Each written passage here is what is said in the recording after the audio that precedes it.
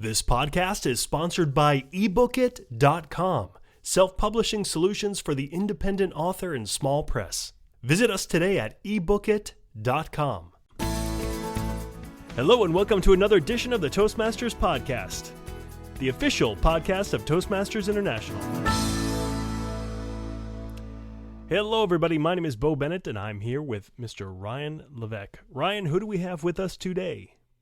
Today we're speaking with Bernadette Martin, founder of Visibility Branding, LLC. Bernadette is a certified personal brand strategist, speaker, and author, expertly fusing branding with storytelling to help people and corporations strengthen their brands. She's earned the title of Storytelling Sage.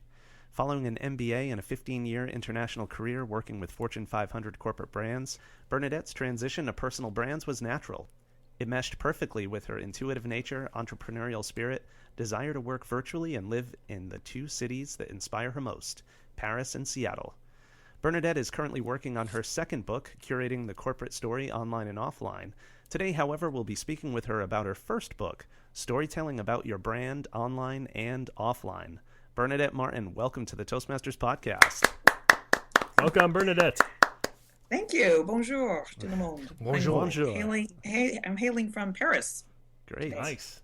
Good to have you with us. Well, Bernadette, I did not mention in the introduction that you are an active Toastmaster, and I thought perhaps you could share with us some of your background and involvement with Toastmasters.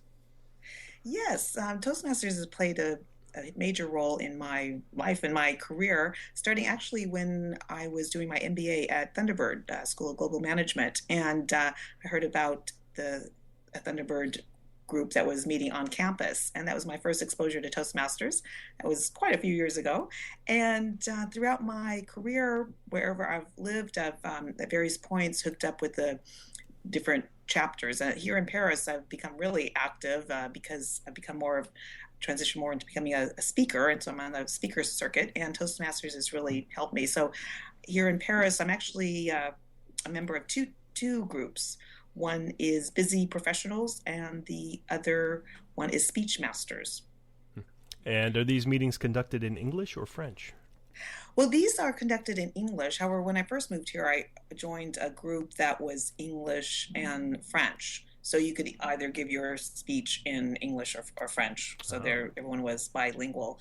And I joined that group because I wanted to perfect my presentation skills in French. Sure. But since my target, my clients, and what I do, I primarily speak in English, I decided to just go to the strictly English-speaking Toastmaster groups. Gotcha.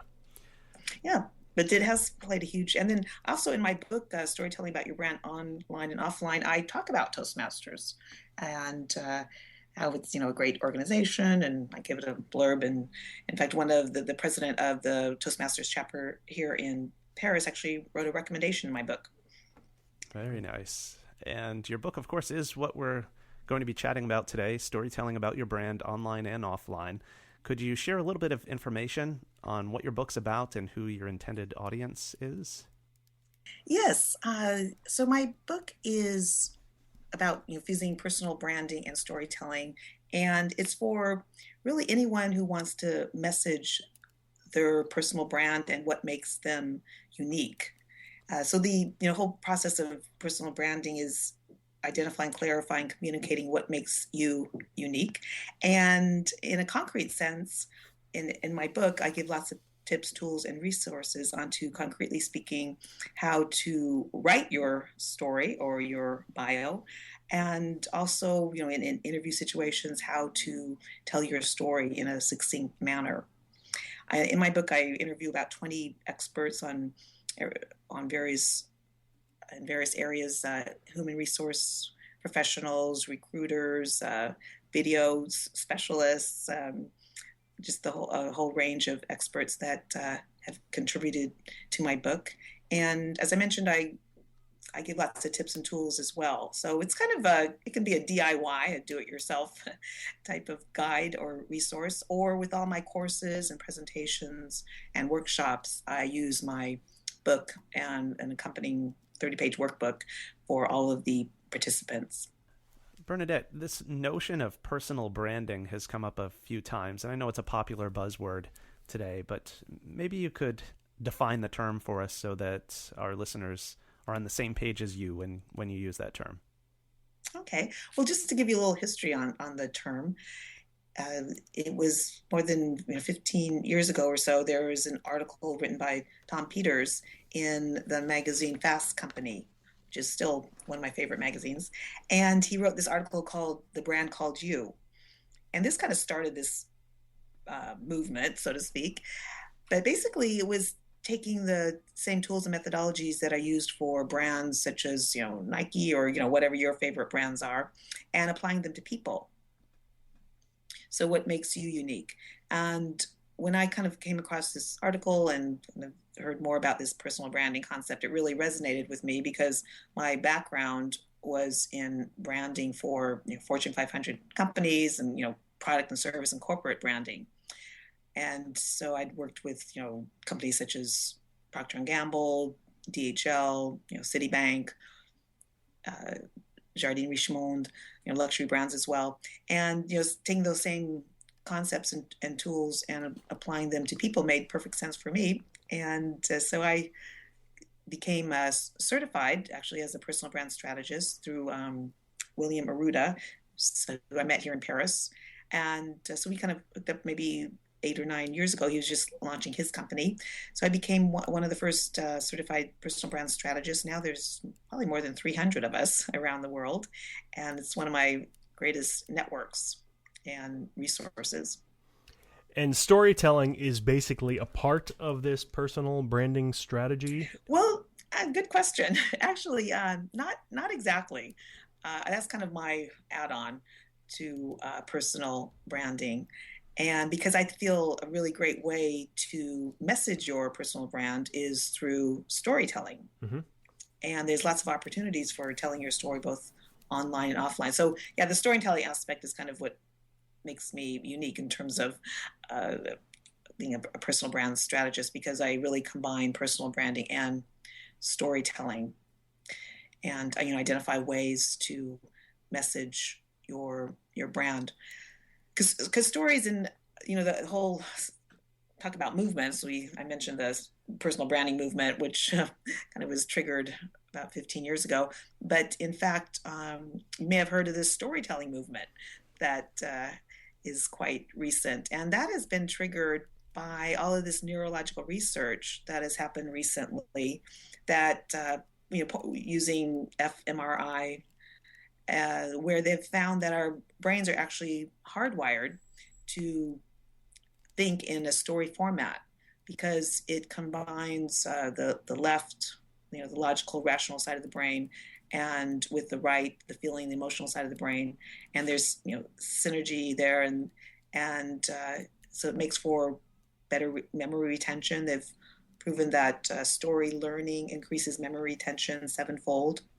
And so just the whole idea that our brains are wired to think in story format versus bullet points, flow charts, pie charts, Gantt charts. So the whole idea of messaging your brand, or like in corporate situations, messaging values and vision and customer experiences using stories, that found is much more effective than giving raw data. Right. Sure. Now, Bernadette, we're all familiar with what's meant by storytelling, but in your book, you talk about what you call storytelling 2.0. Could you elucidate on that a bit, please? Sure. So what I mean basically by storytelling 2.0 is just where you're telling your story online, because now, as you've probably experienced yourself, when you're going to meet someone or you want to find out some information, what do? You Google them. Yes. And that's why I mentioned, the resume.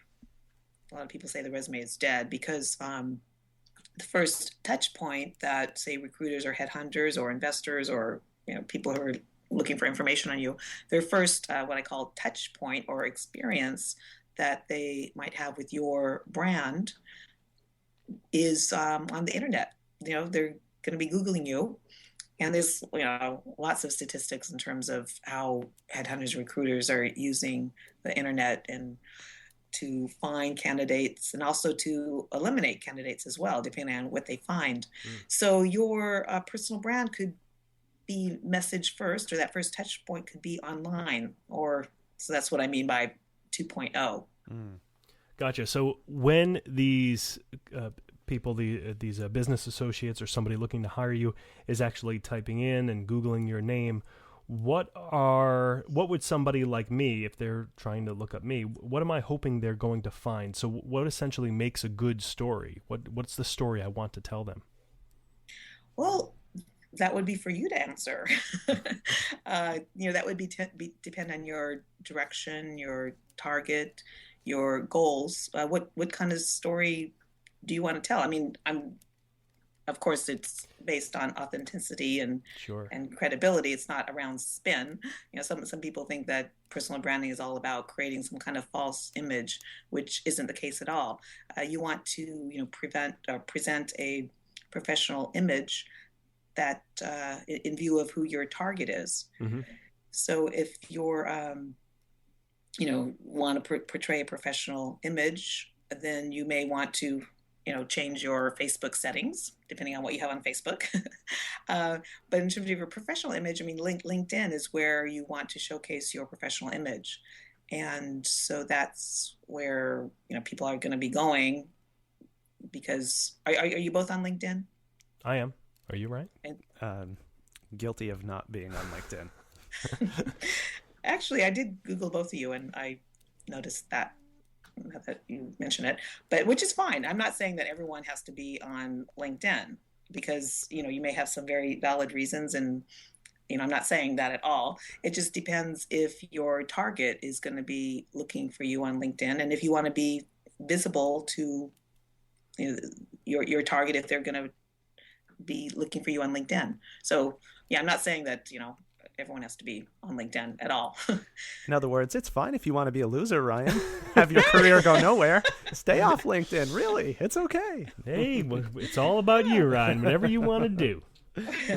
It's all good. So probably what pops up when you're Googled is around Toastmasters and what you do with the podcast. I'm not sure, but you didn't see those pictures, did you? I've tried to get rid of those pictures. I hope they're gone. On a more serious note, how exactly do you work with clients to help them develop and write their story, and I guess get it out there as well, so that if someone is Googling them, they're being found and found the way they want to be found?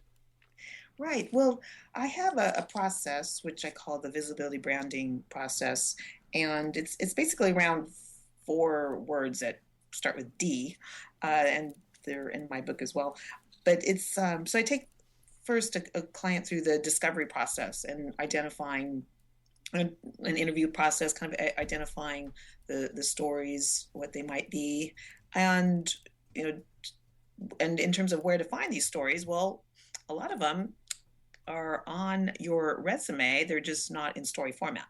So those bullet points, what's the story behind, and the proof of performance behind some of those bullet points that you might find on your resume? What are some of the leadership stories that you can showcase, around your emotional intelligence skills, which is key for recruiters these days, is, they want to know about those soft skills. What are stories say around your personal social responsibility? I call it your PSR versus, for corporations, it's your CSR. Mm-hmm. And so so kind of discovery. So that's kind of an interview process that I go through with a client, and then, developing the stories, identifying, say, 3 to 5 to 7 kind of good stories that will feature not only in the written version of your story or your bio, but also in interview situations. And it's more than just, identifying what you're going to talk about. It's really putting them into a structure. And, you've both, I'm sure, been in interview situations, or maybe on the other side of the table interviewing people. And what are you looking for, or what do you want to present? You want to have a good story to tell about, to address those top interview questions, which those are in my book as well. A lot of those behavioral questions. Well, if you have, 3 to 5 really good stories kind of ready, you can tweak those or adapt those to those interview questions. and have them ready. So in a certain structure. So one key tool that I use that's in my book is, I call it the visibility branding storytelling tool. It's pretty basic, but it's, where you kind of set up the story based on the situation, the challenges, the actions, the results, and if there are any testimonials or any kind of wrap up to the story. And so this really helps. So I help my clients, develop these structured stories that have a beginning, middle, and end that are, well written, have a good structure. And it's really key to write these stories down instead of trying to wing it in interview situations in particular. And then so that's the developing, and then the documenting, which is what I mentioned. And then the last D is distributing. So how are you going to distribute these stories both online and offline? So that it would be, your LinkedIn profile, if you're a member of any kind of association, alumni associations or industry associations, lots of times you'll have a chance to post your profile. Mm-hmm. So that would be online. Also, a lot of people don't know this, but a little tip here. Excellent Google juice is to write a book review on Amazon. And at the same time, you can post your profile, a picture, a little bio, and that's great Google juice, and it'll really increase your SEO. Gotcha. That's a good idea. Now, one question, something that you said a little bit earlier that I was thinking about. You said that you don't want to lie when you're creating your story. You don't want to make stuff up, which I could certainly understand. But you don't want to necessarily tell your entire story, do you? I mean, there's probably a lot of things about each one of us that we don't want the world, especially the professional community, knowing about. So when we write our own story, essentially what we're doing is, it's kind of like writing a resume. You don't put on your resume, I like to eat a pint of ice cream every night after bed. I mean, you put things that know your employer, your prospective employer wants to hear. Isn't that the same with writing your story? Yes. So you want to write it to the particular target. And you can have different versions of your story. In fact, I'd like to reference an image of a chameleon. And you'll be changing your story depending on the target, or the placement or the usage of your bio, or where you're telling the story. Because say like in your elevator pitch, right? So mm-hmm. That's where you only have 60 seconds or so to tell your story. So you have that story, but in another situation, interview situation, that first and most often asked question, tell me about yourself at the beginning of the interview. There you might have a few minutes, so you might want to elaborate more on your story. Or if you're explaining what you do to a 10-year-old versus someone that works in your industry or someone that's not in your industry, your story is going to change. So you have to adapt like a chameleon. Change your color, but it has to be at your comfort level as well. So I work with clients from all over the world. Maybe I mentioned I'm about 80% virtual in what I do. So the name of my company is Visibility Branding, but I'm invisible, or in a lot of ways. But so my clients come from all different cultures, and it's a cultural thing as well in terms of how much information they want to give, but it has to be at your comfort level and in view of your target and what's going to resonate with them. So you want to showcase your professional skills and attributes and experience, but also it doesn't have to be all dry, and you can weave in your interests as well, and hobbies. In fact, I remember once presenting to a group of headhunters and recruiters, and I just thought, I'll just throw out the question: when you're looking at resumes, what do you look at first? And so many of them, they said on a resume, they go straight to the end to see if there's like a little section about interests, right. To see what this candidate kind of something more on a different level, because lots of times on paper, a lot of candidates look the same. Maybe the same number of years of experience or the same credentials, but they want something that's a little touchy-feely, something that's a little different about this person. Yeah. Well, here's a quick question for you. What would you suggest to people like Joe Smith, who have a very common name. When you Google that person, hundreds or perhaps thousands or even hundreds of thousands of names come up. Joe Smith. I'm one of the lucky ones with Bo Bennett. It's a very unique name. So when you Google my name, I'm the first 10 people that come up. And then maybe, I think there's a guy who wrote a fishing book, and there's a congressman somewhere. But mostly I'm there because it's a unique name. What would you suggest to people that don't have a very unique name? Mm-hmm. Yes, there's different strategies to deal with that. One, you could consider a middle initial, or what their middle name is. Mm-hmm.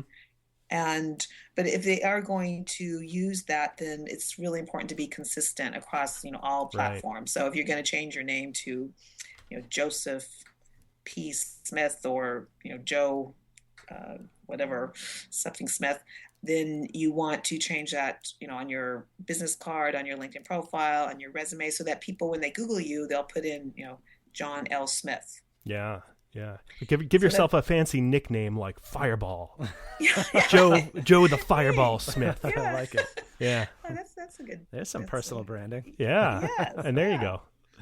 Nice. Right. All right. So, Bernadette, can you tell us a little bit about your website, your book, what you're doing, where people could find more information about you? Yes. So I have a website, and it's visibilitybranding.com. And my email is bmartin@visibilitybranding.com. So you can find me there. And as well, I would, and there you can find, lots of information about my different targets, because I work not only in academic environments, workshops for lots of MBA and executive MBA programs with some of the top leading academic institutions. Also, I work online, so I give everything I do online as well, in terms of webinars and one-on-one coaching. And so my different targets are academic institutions, also one-on-one. Mm-hmm. A lot of my clients actually are in some kind of transition. And so their story is maybe they're going from corporate life to becoming an entrepreneur. So I help them with not only that transition, but in the messaging as well. And then I also work in corporate environments. In fact, that's what my next book is about, is more storytelling and curating the corporate story. So I work with like Orange, SAP, IBM, doing coaching or workshops, because personal branding isn't just for people in career transition. It's really for people who just want to stand out, whether that's for internal or external targets. Right. So with Orange, for example, I'm working with 30 of their high potentials and helping them with their messaging. And Bernadette, I know you have a personal brand quiz that you wanted to offer to our listeners. Yes, I would be delighted. If anyone wants to shoot me a quick email at bmartin@visibilitybranding.com. I'll send you a fun personal brand quiz. It'll just take you a few minutes. And also a link to determine your Google quotient or your Google ID, so determine if you're digitally dead, dist, or dabbling, or distinct. So it's just kind of fun to see what your ranking is, and I'd be happy to send that to you, to anyone. Just like I said, send me an email at bmartin@visibilitybranding.com. Wonderful. Well, thank you so much for being on with us. I think this was fascinating, and I appreciate everything you do. Thank you very much. You're welcome. Au revoir. Au revoir. Have a great day. Bye-bye.